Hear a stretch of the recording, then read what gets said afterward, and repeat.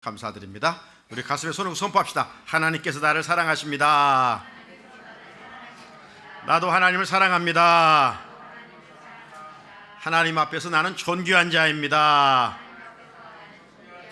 내 옆에 있는 분도 존귀한 자입니다. 사랑합니다. 축복합니다. 한 번 더 사랑합니다. 축복합니다. 한 주간 어떻게 지내셨습니까? 감사하며 지내셨는지요? 네, 지난주 제가 설교 결론에 탈무드의 말을 인용했지요. 세상에서 가장 지혜로운 사람은 어떤 사람? 배우는 사람. 그러면 세상에서 가장 행복한 사람은? 감사하는 사람. 행복은 감사에 비례하기 때문입니다. 미국의 마이메이드의 심리학 교수인 매클로우는 이런 말을 했어요. 인생을 분주하게 살다가 잠깐 서서 우리에게 주어진 상황에 대해 감사를 생각해 보는 순간 당신의 감정 시스템은 이미 두려움에서 탈출해 아주 좋은 상태로 이동하는 것이다. 감사는 우리 마음의 두려움을 물리치고 가장 좋은 상태를 유지하게 한다는 겁니다. 가장 좋은 상태가 뭐겠어요? 행복한 것이죠. 그래서 감사는 이만큼 우리에게 큰 유익을 가져옵니다. 흔히 우리는 좋은 환경이어야 감사한다라고 생각할 수 있지만 결코 그렇지 않습니다. 감사를 고백하는 것입니다. 힘들어도 감사를 먼저 심는 것입니다. 그러면 행복지수는 높아지는 법이죠. 따라서 요즘 내가 행복하다, 이런 사람은 내가 감사하고 살아가고 있다는 증거이고, 내가 지금 힘들다, 불행하다, 괴롭다라고 생각한다면 그는 감사 대신 삶의 원망 불평이 많다는 증거 아니겠습니까? 그래서 하나님은 이 광야 같은 인생길을 살아가지만 우리의 행복을 위해서 데살로니가서 5장 18절의 말씀처럼 범사에 감사하라, 이는 그리스도 예수 안에서 너희를 향하신 하나님의 뜻이니라. 하나님의 뜻이 뭐냐? 감사하는 것이라는 것이죠. 감사함으로 하나님의 예비하신 축복을 누려가는 우리 성산의 성도들이 될 수 있기를 주의 이름으로 축복합니다. 금년 이 손 시리즈를 하는 가운데 오늘 말씀, 오늘 대림절 첫째 주일에 하나님께서 우리에게 주신 말씀은 제목이 좀 역설적이에요. 구원 못하시는 손. 구원 못하시는 손. 여러분, 우리가 살아가면서 여러 가지로 어려움을 겪는데, 예를 들어서 물질로 지금 내가 어려움을 경하고 있다. 그런데 그런 상황에서 누가 물질로 나에게 도움을 줄 수 있는 한 사람을 선택할 수 있는 기회가 있다면 어떤 사람을 선택하겠습니까? 나 정도, 아니 나보다 좀 나은 물질을 가진 친구를 선택하겠습니까? 아니면 대기업 회장을 선택하겠습니까? 질문 자체가 의문이죠. 나를 충분히 도와주고도 남을 사람을 선택합니다. 한편 우리 사람은 모든 능력을 갖춘 존재가 아니에요. 사람은 못하는 일이 너무나 많습니다. 의사는 환자를 고치는 일을 하지요. 하지만 의사라고 해서 모든 병을 고치는 건 아닙니다. 자기 전문 분야의 환자를 고치는 것이지요. 의학 박사는 인문학과 어떤 공학 분야에 대해서는 도움을 줄 수가 없어요. 잘 모르기 때문에. 이것이 인간의 한계입니다. 그러므로 우리가 살아가면서 내가 조금 아는 것 가지고 다 아는 것처럼 행동하는 것은 교만입니다. 하지만 우리가 믿는 하나님은 어떤 분이에요?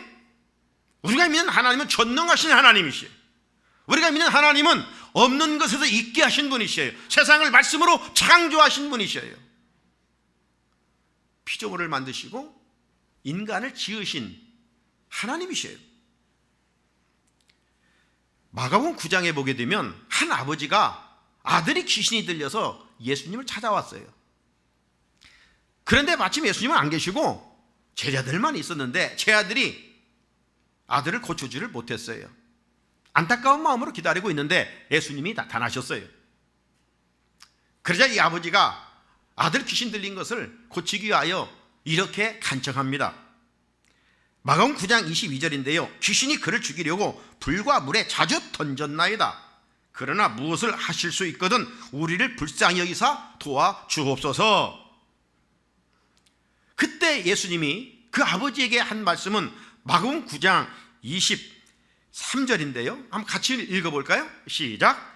예수께서 이르시되 할 수 있거든이 무슨 말이냐? 믿는 자에게는 능히 하지 못할 일이 없느니라 하시니. 아멘. 이 말씀은 우리 인간 스스로 모든 것을 할 수 있다는 말이 아니라 예수를 믿을 때, 하나님을 믿을 때 그분의 능력으로 그분이 하신다는 겁니다. 그래서 우리는 이전에 이런 찬송 많이 부르지 않았습니까? 한번 같이 찬양해 볼까요?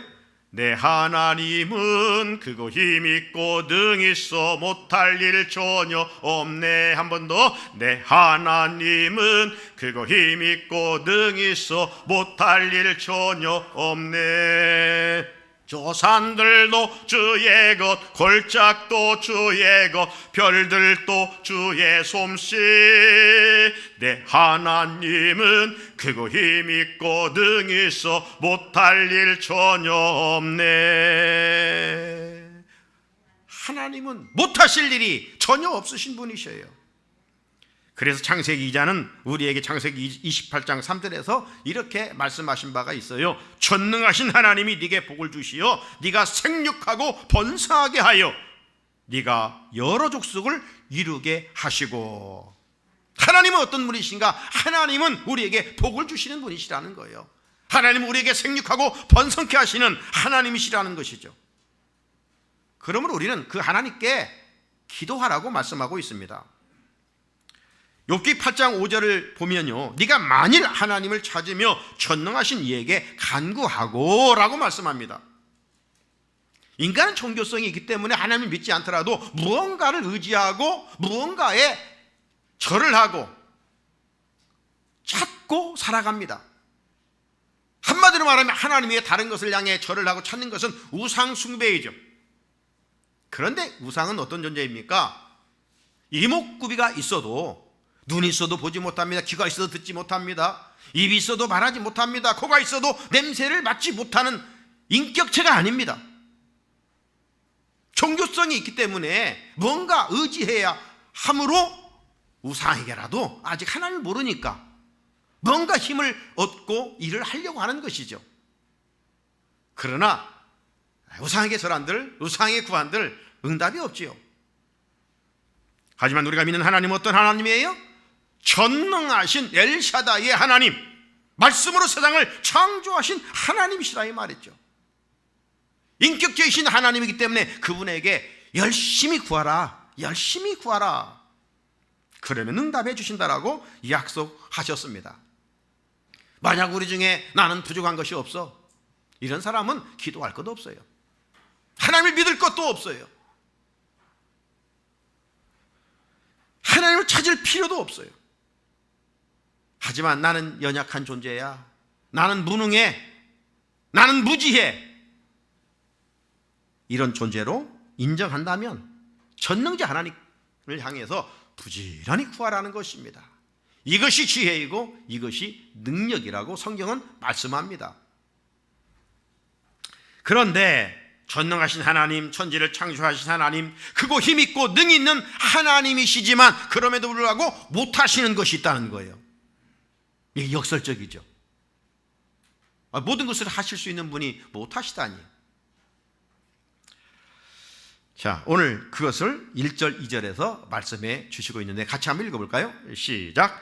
여호와의 손이 짧아 구원하지 못하심도 아니요 귀가 둔하여 듣지 못하심도 아니라 오직 너희 죄악이 너희와 너희 하나님 사이를 갈라놓았고 너희 주가 그의 얼굴을 가리어서 너희에게서 듣지 않으시게 함이니라. 아멘. 근본적으로 기본적으로 우리 하나님은 전능하신 하나님이기 때문에 못하실 일이 없으신 분이에요. 그런데 역설적으로 못하신다고 하시는 것이 있는데, 그것은 죄가 있으면 구원하지 못한다는 거예요.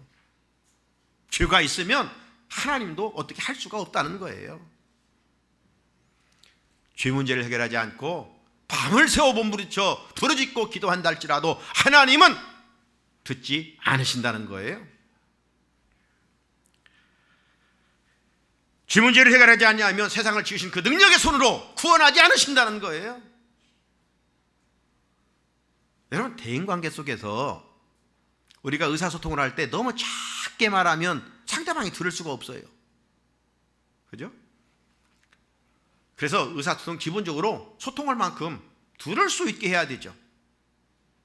그런데 우리 하나님은 우리가 신음소리로 기도할지라도 하나님은 들으신다라고 말씀하십니다.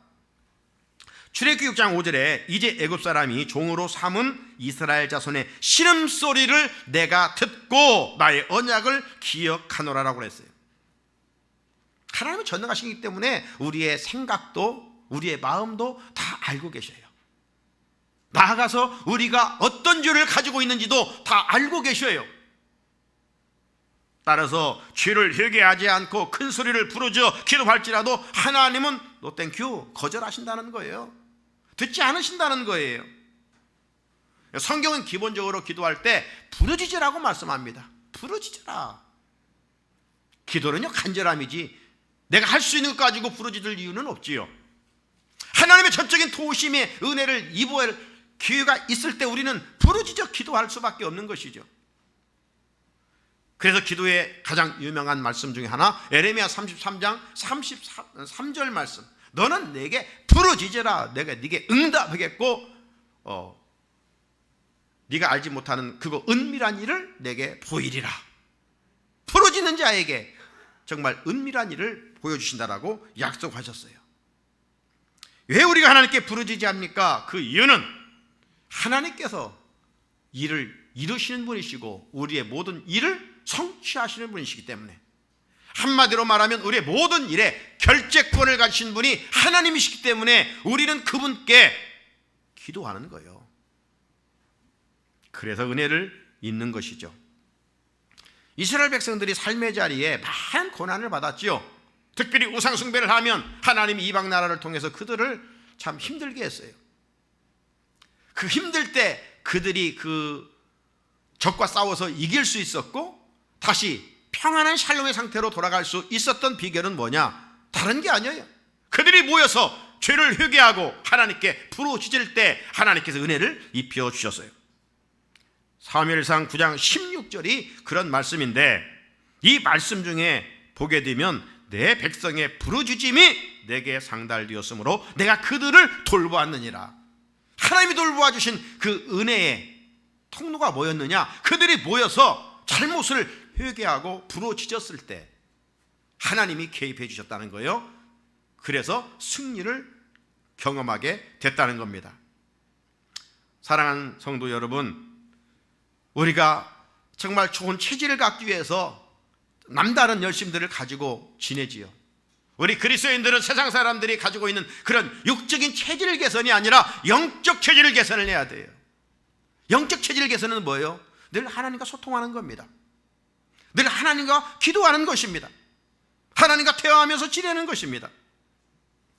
그런데 오늘 말씀 중에 부르짖기 전에 선행해야 할 일이 있다는 겁니다. 기도하기 전에 먼저 할 일이 있다는 거예요. 그것은 바로 우리의 죄를 내려놓는 작업을 하라는 것입니다. 하나님께 구하기 전에 먼저 회개하라는 말씀이죠. 죄는 거룩하신 하나님께 나아가는 방해물이고 또 장벽이기 때문에 그렇습니다. 사랑하는 성산의 성도 여러분, 오늘은 원력으로 11월 마지막 주일입니다. 하지만 교회력으로는 새롭게 출발하는 대림절 첫째 주일입니다. 시작은 어때요? 항상 우리가 이제 원력으로는 내년 1월이면 새해가 시작돼서 새 마음, 새 각오, 새 결심, 작심삼일망정, 우리가 그런 마음과 태도를 가지고 시작하지 않습니까? 우리도 마찬가지입니다.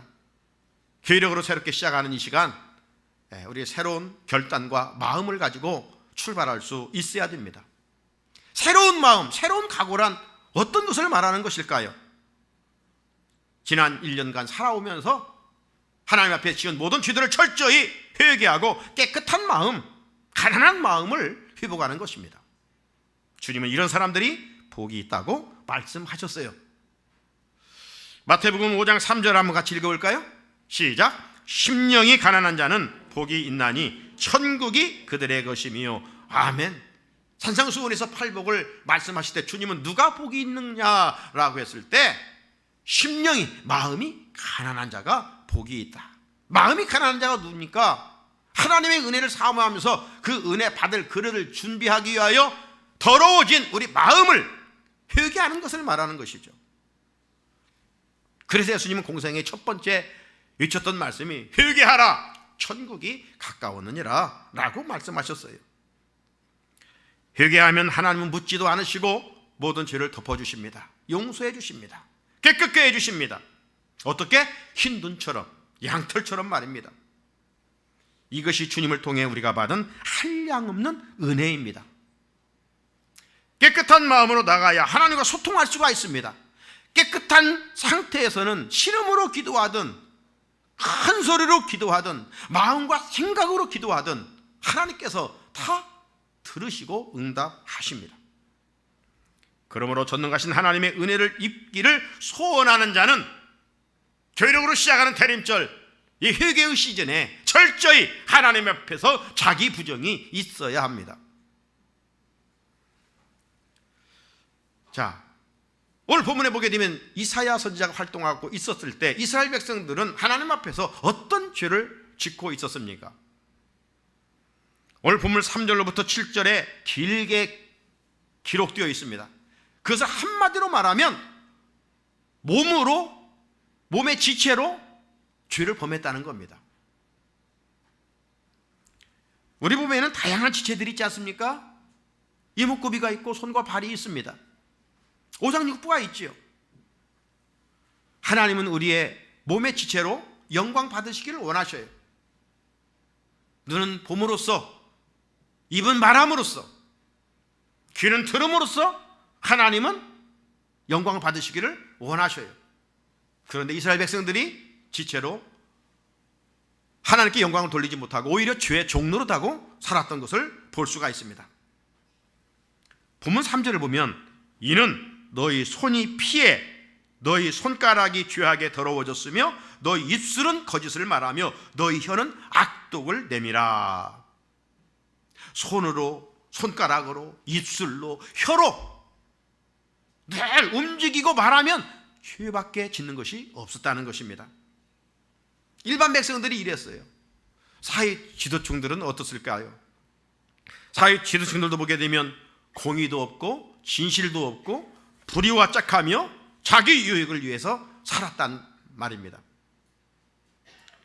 이런 전능자 지혜자 하나님을 의지하지 않고 허무한 우상을 의지하고 살았기 때문이라고 말씀합니다. 본문 4절을 보면 공의대로 소송하는 자도 없고 진실하게 판결하는 자도 없으며 험한 것을 의뢰하며 거짓을 말하며 악행을 잉태하여 죄악을 낳으며. 이스라엘 백성들이 선한 것을 품고 좋은 것을 품고 살아야 될 텐데 그렇지 못하고 악행을 품고 하나님이 싫어하시는 죄를 품고 살았다는 것입니다. 그래서 불의와 부정과 부패가 판을 치는 세상이 됐어요. 오늘 우리가 살아가는 세상은 어떻습니까? 이는 아니지요. 그렇다면 이런 타락한 세상 속에서 우리 그리스도인들은 어떻게 살아가야 되겠을까요? 항상 말씀의 거울 앞에 나 자신을 비춰보면서 내 개인의 죄와 이 나라 백성의 죄를 품고 중보 기도의 자리에 설 수 있어야 됩니다. 하나님은 의인 10사람을 찾으시고 그런 사람들을 통해서 그 땅에 은혜 베푸시기를 기뻐하시기 때문입니다. 하나님은 7절에서 백성들의 지체로 지은 죄를 다시 고발합니다. 그 발은 행악하기에 빠르고 무지한 피를 흘리기에 신속하며 그 생각은 악한 생각이라 황폐와 파멸이 그 길에 있으며. 발걸음이 걷는 곳마다 그래도 향기가 드러내야 될 텐데, 하나님의 백성답게 살아야 될 텐데 그러지를 못했다는 거예요. 발걸음이 가는 곳마다 악행을 행했다는 겁니다. 생각하는 것이 악을 행했다는 것입니다. 그래서 하나님은 이사야 선지자를 통해서 백성들의 이런 죄들을 들추어내며 회개를 촉구하고 있습니다. 하나님은 저들이 발걸음이 가는 곳에 살리는 발걸음이 되고, 하나님 저들이 가는 곳에 복음의 기쁜 소식을 전하는 발걸음이 되기를 원했지만 그러지를 못했다는 겁니다. 그래서 그 죄악을 들추어내고 있어요. 오늘 손과 발로, 우리의 지체로, 우리의 마음으로, 우리의 생각으로 지난날 우리는 어떻게 지내왔습니까? 그리고 새롭게 시작하는 이 주일에 하나님 앞에서 우리의 이 허물과 죄악들을 다 끄집어내는 작업을 할 수 있어야 됩니다. 어느 시대나 하나님이 심판하신 것은 죄 자체 때문에 심판하신 것이 아니라 회개하지 않는 죄 때문입니다.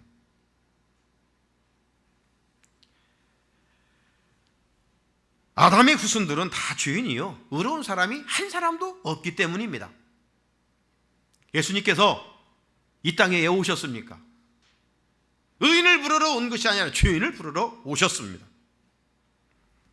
마가복음 2장 17절에 보게 되면 예수께서 들으시고 그들에게 이르시되 건강한 자에게는 의사가 필요 없고 병든 자에게라야 쓸데 있느니라. 나는 의인을 부르러 온 것이 아니요 죄인을 부르러 왔노라 라고 분명히 말씀하셨어요.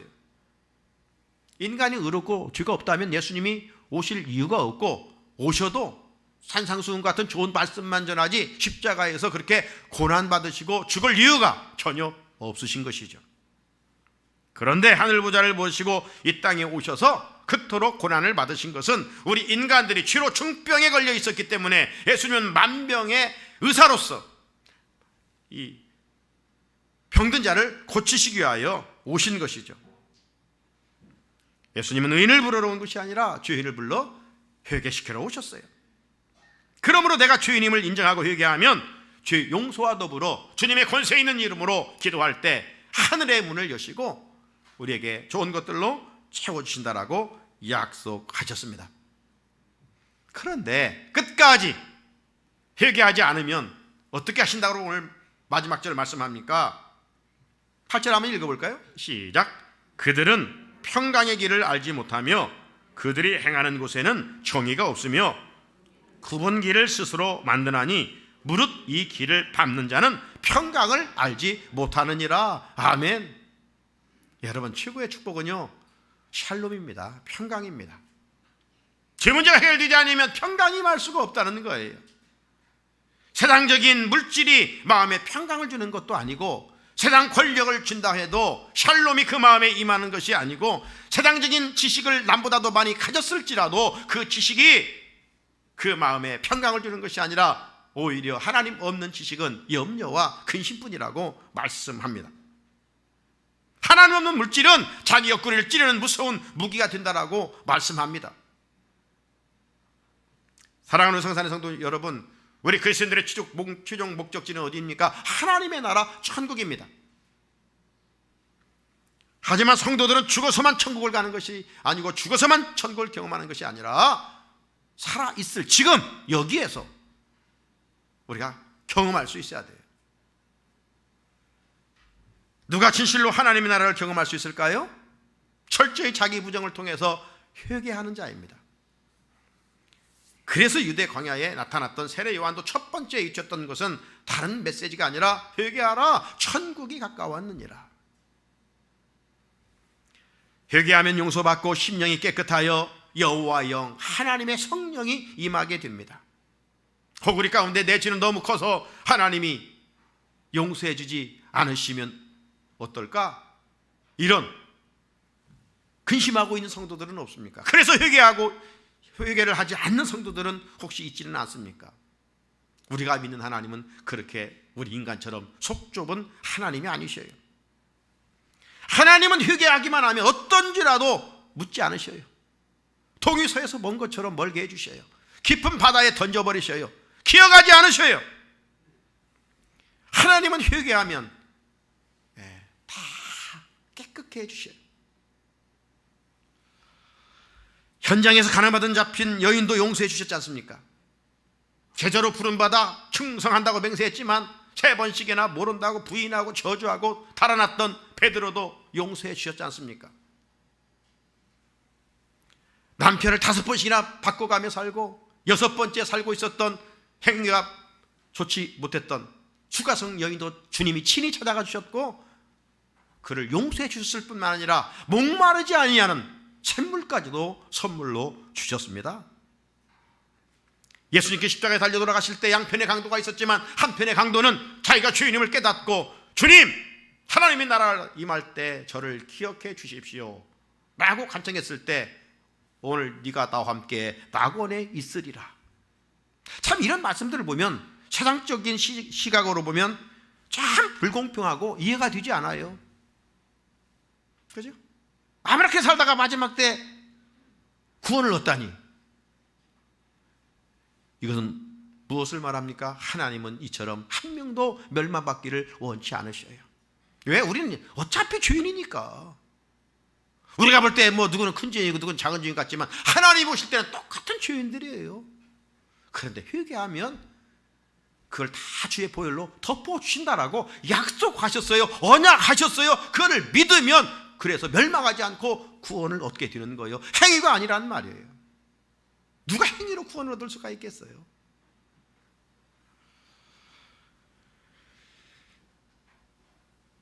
회개하고 하나님 앞에 나가 부르짖으면 응답받지 못할 기도도 없어요. 예수 믿는 자들을 찾아다니면서 핍박했던 사울이란 청년, 하지만 그가 부활하신 예수를 만나고 회개하고 새 사람이 되어서 가는 곳마다 핍박받으면서 예수를 전하는 복음의 능력자, 위대한 선교사로 하나님이 삼아주시지 않았습니까? 이런 좋으신 분이 우리 하나님이시고 우리 예수님이십니다. 사랑하는 성도 여러분, 우리 하나님은 못하실 것이 없는 전능하신 하나님이십니다. 그런데 오늘 말씀에 전능하신 하나님의 손으로도 못하시는 것이 있다고 말씀하십니다. 그것은 죄를 품고 하나님 앞에 있게 될 때입니다. 죄 문제를 해결하지 않으면 하나님의 손으로도 그를 구원할 수 없다라고 말씀합니다. 우리의 기도도 듣지 않으신다고 합니다. 바꾸어 표현해보면 죄를 하나님 앞에 내려놓고 기도하면 용서해 주시고 은혜 주시고 우리의 신음의 소리도 들으시고 응답해 주신다는 말씀 아니겠습니까? 교회력으로 시작하는 대림절은 철저히 회개하고 마음의 구유를 준비하여 성탄의 아기 예수님과 종말론적으로 다시 오실 예수님을 기다리는 시간입니다. 사순절 기간 주님의 십자가를 믿음으로 바라보면서 지난 1년 동안 지내오면서 우리의 몸의 지체로 지었던 죄들을 하나씩 하나씩 끄집어내며 하나님 앞에서 철저히 회개합시다. 그럼 이사야의 말씀의 약속처럼 흰눈처럼 양털처럼 깨끗하게 해 주실 줄로 믿습니다. 성탄의 아기 예수님과 종말론적으로 다시 오실 예수님도 기쁘게 영접하게 될 줄로 믿습니다. 나아가서 깨끗해진 우리의 지체로 다시는 죄의 종로로 타지 아니하고 의의 병기로 사용하면서 하나님께 영광 돌리게 될 줄로 믿습니다. 이 은혜가 말씀 듣는 우리 성산의 성도들에게 임하기를 주님의 이름으로 축복합니다. 거룩하신 하나님 아버지, 우리는 전능하신 하나님을 믿습니다.